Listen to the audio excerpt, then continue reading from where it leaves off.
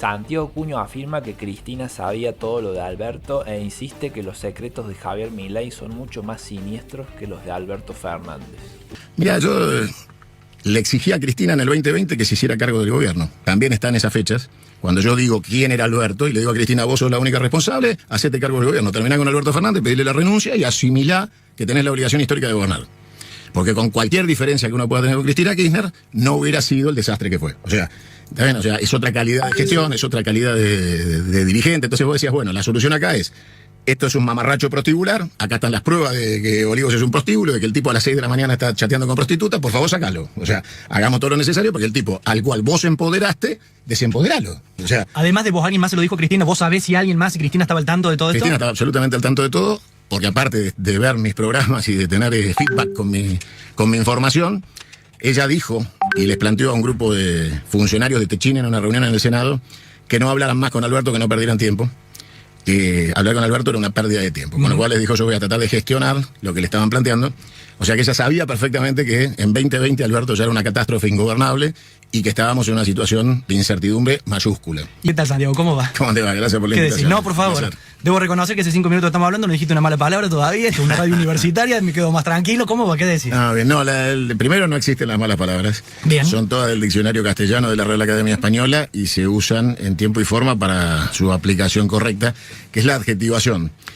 Y obviamente los que tenemos respeto por las grandes personas y personalidades de la Argentina, no tratamos igual la memoria de Favaloro que al hijo de puta de Milei, con lo cual a cada uno lo suyo. Cuando viste que finalmente trascendió todo esto, que vos lo tirabas como una información, ¿qué dijiste? Bueno, vieron Giles que al final yo tenía razón, ¿qué fue lo que pensaste? No, lo que pensé es que triste que algo que tiene 4 años de antigüedad como información termine siendo un colateral de una sociedad que no entiende el nivel de putrefacción del sistema político y que insiste en cometer errores gravísimos como fue Alberto o como es hoy Milei.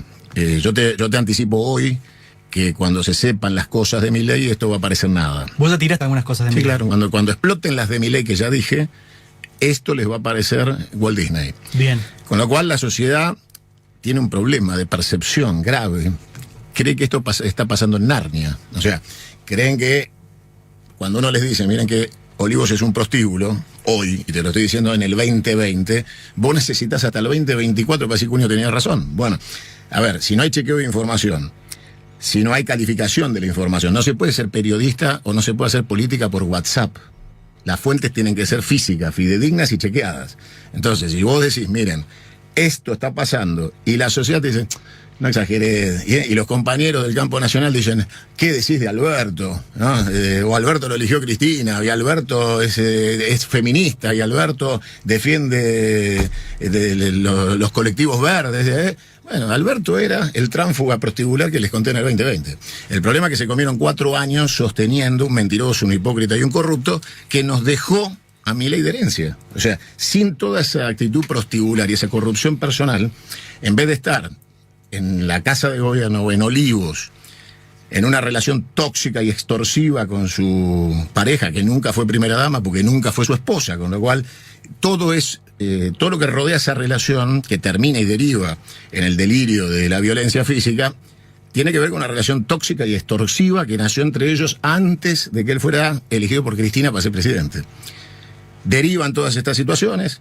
Ella sabía de las actividades prostibulares de Alberto, conocía, yo aparte, no sé si ustedes recuerdan, pero hay un video que todavía no sacaron, cuando yo mostré una de las chicas de Alberto corriendo alrededor de la Quinta de Olivos y mandándole mensajes mientras él estaba con su pareja, embarazada. O sea, todo formaba parte de lo que obviamente la señora Fabiola Ianni también conocía. Los niveles de tensión explotan, pero la pregunta es, ¿quién gobernaba? O sea, si tu día está entre el WhatsApp, las prostitutas hasta las 6 de la mañana y la tensión con tu pareja, que va a ser la madre de tu hijo, que te reclama atención y dedicación, y vos no tenés tiempo para gobernar, claramente nunca le hiciste un favor más grande a la derecha liberal genocida para que vuelva que eso. Le pavimentaste, ni peaje le cobraste, le pavimentaste la autopista y lo depositaste en la casa de gobierno. A esas ocupaciones que tenía Alberto Fernández se le puede sumar también la interna que tenía con la propia Cámpora, con la propia Cristina, como elementos que no ayudaban al gobierno, más bien generaban mayor desgobierno. Mira, yo le exigí a Cristina en el 2020 que se hiciera cargo del gobierno. También está en esas fechas. Cuando yo digo quién era Alberto y le digo a Cristina, vos sos la única responsable, hacete cargo del gobierno, terminá con Alberto Fernández, pedirle la renuncia y asimilá que tenés la obligación histórica de gobernar. Porque con cualquier diferencia que uno pueda tener con Cristina Kirchner, no hubiera sido el desastre que fue. O sea, ¿está bien? O sea, es otra calidad de gestión, es otra calidad de dirigente. Entonces vos decías, bueno, la solución acá es, esto es un mamarracho prostíbular, acá están las pruebas de que Olivos es un prostíbulo, de que el tipo a las 6 de la mañana está chateando con prostitutas, por favor sacalo. O sea, hagamos todo lo necesario porque el tipo al cual vos empoderaste, desempoderalo. O sea, además de vos, alguien más se lo dijo Cristina, vos sabés si alguien más, si Cristina estaba al tanto de todo esto. Cristina estaba absolutamente al tanto de todo, porque aparte de ver mis programas y de tener feedback con mi información, ella dijo y les planteó a un grupo de funcionarios de Techín en una reunión en el Senado que no hablaran más con Alberto, que no perdieran tiempo, que hablar con Alberto era una pérdida de tiempo. Con lo cual les dijo, yo voy a tratar de gestionar lo que le estaban planteando. O sea que ella sabía perfectamente que en 2020 Alberto ya era una catástrofe ingobernable y que estábamos en una situación de incertidumbre mayúscula. ¿Y qué pasó que no tuvo capacidad de acción? Vemos que Victoria Villarruel en estos 7 meses le ha jugado, le ha intervenido más veces el gobierno Milei que Cristina Fernández con sus antecedentes, con su conocimiento. Y no ha habido una capacidad de reacción ahí, ¿no? Yo no soy kirchnerista, nunca lo fui. Tengo mucho respeto por la figura de Néstor Kirchner y soy, digamos, considero familia a Julio de Vido y a Lali y a la familia de Vido, con lo cual reivindico profundamente todo lo actuado en materia de desarrollo económico, tecnológico, científico, universitario, que nació con Néstor Carlos Kirchner. Yo creo que Cristina también se distrajo del centro de gravedad de la operación política que había creado Néstor Kirchner, se distrajo en no darse cuenta que la sustentabilidad de las políticas es la creación de riqueza, y entonces empezó a gobernar con términos financieros y no económicos, y ahí es donde desbarrancó. Y hacerse cargo del gobierno de Alberto era hacerse cargo, primero, del error político, y segundo, de un gobierno sin recursos. Tenía que haber gobernado el periodo de complementación de la salida de Alberto en un gobierno que estaba hackeado por la situación económica. Y como Cristina no entiende de economía, yo creo que el pánico escénico de tener que asumir una responsabilidad sin estar a la altura de las expectativas de quienes la siguen, de las respuestas que podía dar en materia económica, la mantuvieron en un segundo plano, que terminó siendo mucho peor el hecho de que se hubiera hecho cargo. Pero Cristina termina teniendo una visión liberal de la economía. Termina hablando de bimonetarismo, termina hablando de mercado. O sea, evidentemente, las enseñanzas de Perón no llegaron hasta el 2024 en materia de tercera posición y en materia económica de definición de tercera posición, como ni yanquis ni marxistas, y la definición clara que da Perón de por qué no somos capitalistas. Con lo cual, evidentemente... La definición clara que da Perón de que no somos capitalistas. No somos capitalistas, lo dice Perón. ¿Tercera posición? Tercera posición en materia política y económica. Es imposible que... ¿Qué hay entre el capitalismo y el comunismo, que sería el peronismo? Claramente. Definilo en 3 líneas. La definición de materia económica es obviamente la visión antropomórfica de trabajar para la felicidad del hombre como epicentro de la acción política, que tiene que ver con que la economía esté al servicio de ese estado de felicidad. Y cuando Perón dice el capitalismo en 2 décadas ha hecho más que los últimos 3.000 años de historia, pero el costo de ese desarrollo es el ser humano. Esa no es nuestra política, y deberemos ver cómo hacemos para administrar las tecnologías industriales, decía Perón en ese momento, para que la máquina no reemplace al hombre. Bueno, hoy estamos en tiempos de la inteligencia artificial devastadora, que puede terminar no solo con la participación del hombre en materia económica, sino que el capitalismo, como una definición de creación de dinero a partir del dinero y no del trabajo, encuentre la prestación de servicios y generación de insumos sin necesidad de mano de obra humana. Eso es un poshumanismo que está en marcha, que es la base del desarrollo del capitalismo de acá a 50 años. Qué diferente que es este Santiago Cuño con el Santiago Cuño que se viraliza en redes, en su programa, con un método mucho más enérgico. Te habrán dicho en más de una oportunidad, un método violento.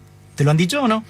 Mirá, yo puedo responderle a eso diciéndote que cuando el enemigo ejercita la violencia, se le contesta con la conjugación de esa violencia en términos dialécticos o operativos. Sí. Yo no tengo miedo al uso de la violencia, siempre y cuando sea defensiva y medida en cuanto a la proporcionalidad. Entonces, la situación de definir mi dialéctica como una dialéctica violenta tiene que ver con la violencia operativa diaria, por ejemplo, que lleva adelante este gobierno, llevó adelante el gobierno de Macri.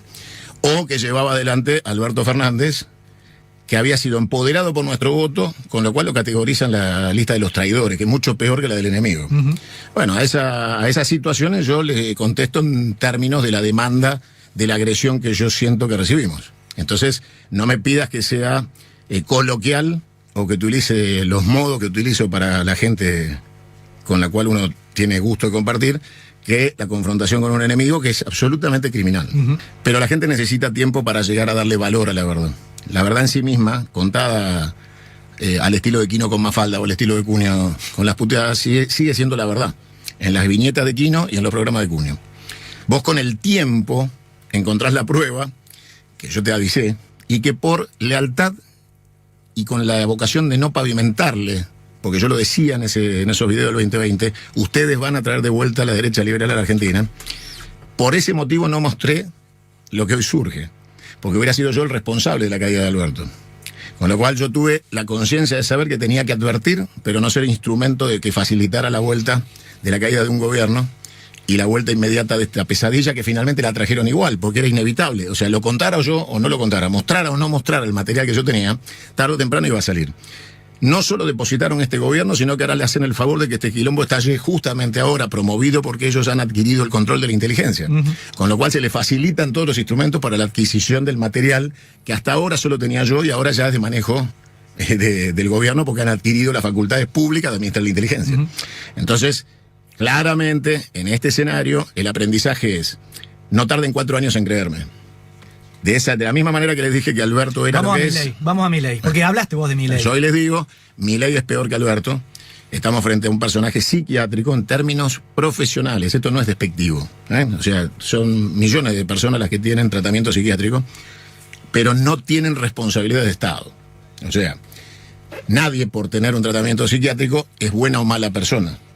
Pero cuando vos le das la responsabilidad de pilotear un Boeing 747 lleno de pasajeros, la condición psiquiátrica sí es inhabilitante. O sea, lo que no es inhabilitante en el conjunto social, en la convivencia, sí lo es en la actividad de ser presidente de la nación de los argentinos. Gracias al trabajo que hizo Alberto Fernández y a los errores profundos de Cristina, este personaje psiquiátrico, esquizofrénico, lleno de debilidades que no se condicen con el ejercicio del mando del poder político de una nación, se hizo del poder y del avirome del Estado y del gobierno de los argentinos, que también, por cuestiones incontrastables en materia de su personalidad, son inmodificables. Y está hoy cometiendo cosas mucho más graves que las de Alberto. En términos político-económicos las vemos a simple luz del día, digo, sí, porque claro, no hay un solo índice que esté diciendo que la cosa va bien. Sí. Ahora, ¿hay algo que no vemos? Desquiciado que tenemos de presidente, adhiere a una secta que tiene 85 presos por pedofilia en Estados Unidos. ¿Adhiere a una secta? La secta que fue detectada por los túneles en Nueva York. Sí, sí. Esa es la secta a la que adhiere Javier Milei. Esa secta tiene 85 detenidos por investigación de pedofilia, no de ahora, desde hace 20 años que esa secta es seguida por temas de pedofilia. Hubo incluso rabinos detenidos de esa secta por investigación de pedofilia. Con lo cual, dime con quién andas y te diré quién eres, ¿no? No hace falta... Más allá de este dato que es real, ¿vos conocés alguna otra cosa del presidente? Yo lo que conozco es que el presidente me dijo a mí que la pornografía infantil no tiene nada de malo y que él podía acceder. ¿Eso te lo dijo públicamente o lo dijo a mí privado? Hace 8 años en Crónica, 6 años. ¿Pero lo dijo al aire? No. En privado, digo. Sí. Él tenía charlas privadas conmigo durante años. Sí. ¿Vos llegaste a ser amigo de Milei? No, la amistad es otra cosa. Él lo que tenía era, si te diría, un vínculo casi de necesidad de exteriorizar o decir. O sea, de buscar un referente para tal vez no ir al psicólogo, porque el problema más grave de Milei es que no se trata. O sea, es una persona que tiene un rasgo esquizofrénico no tratado. Tal vez si tuviera profesionales que lo acompañaran sería distinto. Pero su negación, que es parte de su enfermedad, lo lleva a charlar con vos en un café, no en ir a buscar un asesoramiento profesional para contener su situación. ¿Cuánto tiempo compartieron con Milei? 4 años. Era columnista de tu programa. Sí, diario. ¿Vos lo llevaste a partir de qué? Yo fui el primero que le di un micrófono porque su posición económica estaba a la derecha de Macri. Era una cuestión de identidad económica, de discutir, por ejemplo, él discutía profundamente a Caputo, discutía a Schwarzenegger. Sí, era muy crítico, sí. Bueno, todo eso lo hizo conmigo. Yo le di la posibilidad de criticar al macrismo. En esa base le di visibilidad. Fueron 4 años de macrismo, fueron 4 años de Milei. Y ahí no decís, che, le di micrófono al tipo que finalmente dio la Casa Rosada, digo, no sentía... También le di micrófono a Alberto. Sí. ¿Y no sentí responsabilidad en ese sentido? Digo, porque uno piensa que Milei es una construcción de los medios. Vos estás obligado como periodista a la pluralidad y a sentarme acá y te guste o no te guste lo que yo diga. ¿Y te garantizaba rating en ese momento Milei? No, me garantizaba una visión económica que contradecía la que aplicaba el gobierno de Macri en ese momento, que es la misma que aplica él hoy. Él hablaba contra los empresarios saqueadores, y él es hoy el títere y el bufón de esos empresarios saqueadores. Con lo cual, acá el jefe de la banda es Urnequian. El jefe de la patota del saqueo argentino es Urnequian. Y Urnequian eligió a este personaje como mascarón de prueba. Bien. ¿Qué otra cosa te contó Milei? Porque has mencionado esta cuestión de la pedofilia y también algunos... Yo te aclaro, cuando él me dice a mí que él podía acceder, tenía que tener contacto con alguien, porque eso no circula libremente en la internet casera, sino en la intranet. La intranet es el lugar donde se cometen todos los delitos: pedofilia, tráfico de órganos, venta de armas. La intranet es el lugar donde se cometen los delitos, la internet profunda. Eso no está en acceso de un usuario común, con lo cual si alguien te lo hace llegar es porque vos estás en contacto con aquellos que lo distribuyen, con lo cual estás en contacto con una organización mafiosa. Eso no es de circulación. ¿Está bien? Los que saben del tema, cuando el sujeto en cuestión, el presidente, hacía alusión a los niños envaselinados. Todo eso es la perversión. Los que saben dicen, hay que conocer del tema para hablar en eso lo vio. Y contaste lo que el por entonces Milei, que no era ni siquiera un dirigente político, te confesó de su vínculo, y corregime si esto no es correcto, con narcotraficantes. Sí, es lo que, pero a ver, para él no es lo que vos me contás con horror. Él me lo contó como una cuestión. No tenía plata para darle comer a los perros, tenía que clonar a Conan. Entonces, ¿qué hice? Me trajeron unos clientes, y cuando me senté me pedían consejo de inversiones. Yo percibí que ese consejo de inversiones era raro porque el número era muy grande. Bueno, la actividad era narco, al final era narco. Yo le dije qué tenían que hacer, cobré y me fui. O sea, no vende panes de cocaína, pero no tiene inhibiciones morales de asesorar a Pablo Escobar de qué hacer con la plata en la Argentina. Lo cual para él te muestra el parámetro deslindado de la realidad. Él tiene una colectora en la cabeza. O sea, la sociedad tiene un conjunto de normas, y él lo que plantea, y esto es muy interesante que se entienda, él no se siente parte de la sociedad. Sufrió bullying, sufrió grooming, sufrió cachetazo del padre, sufrió insultos, sufrió todo lo que se te puede ocurrir. Él le pagaba a los compañeros para que salgan con él cuando era chico. O sea, pues entonces, de ahí para acá, todo eso... ¿Eso lo contó él? Sí, de ahí para acá, todo eso no tratado deriva en un antisocial. Entonces es una persona antisocial. Esas situaciones, yo no pertenezco a la sociedad. Y en algunas actitudes hay venganza. Es una persona que no procesa la situación y llega a los niveles de venganza. Muchas de las cosas que hace están en el terreno de la venganza con la sociedad de la cual él no se siente parte. Este es un fenómeno que está en desarrollo. O sea, todavía hay mucho más para conocer. Su personalidad está en desarrollo. Sí.